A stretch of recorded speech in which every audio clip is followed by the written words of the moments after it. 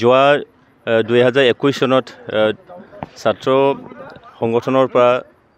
চিধা মই ৰাজনীতিত সোমাইছিলোঁ UPPL দললৈ আৰু UPPL দলে 31 নং চিডলি সমষ্টিৰ বিধায়ক হিচাপে এজন প্ৰাৰ্থী হিচাপে মোক নিৰ্বাচিত কৰিছিল আৰু তেনেকৈ জিকিও আহিছিলোঁ কিন্তু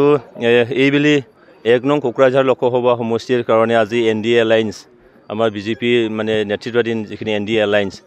এই এলায়েন্সৰ ফালৰ পৰা কোকৰাঝাৰ লোকসভা সিটত মোক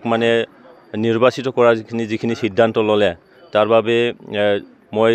আন্তৰিক শুভেচ্ছা আৰু অভিনন্দন দিছোঁ কিন্তু মই নাজানো যে মোৰ তাত মই কি দেখিলে যে মোৰ ইচ্ছা নাছিলে যে পাৰ্লিমেণ্টাৰী ইলেকশ্যনত মই এজন কেণ্ডিডেট হ'ব পাৰোঁ মই সমষ্টিবাসীক মই সময় দিব বিচাৰিছিলোঁ 5 বছৰৰ যিখিনি নিৰ্বাচিত কৰিছিলে মোক কিন্তু দলৰ সিদ্ধান্তটো ওপৰত থাকে সেইকাৰণে দলে যিটো বিচাৰিছে ভালৰ কাৰণে নিশ্চয় বিচাৰিছে আৰু সেইকাৰণে মই আজি দলৰ আহ্বানত যদিও বা মোৰ ইচ্ছা নাছিলে তথাপিতো মই সেইখিনি স্বীকাৰ কৰিছোঁ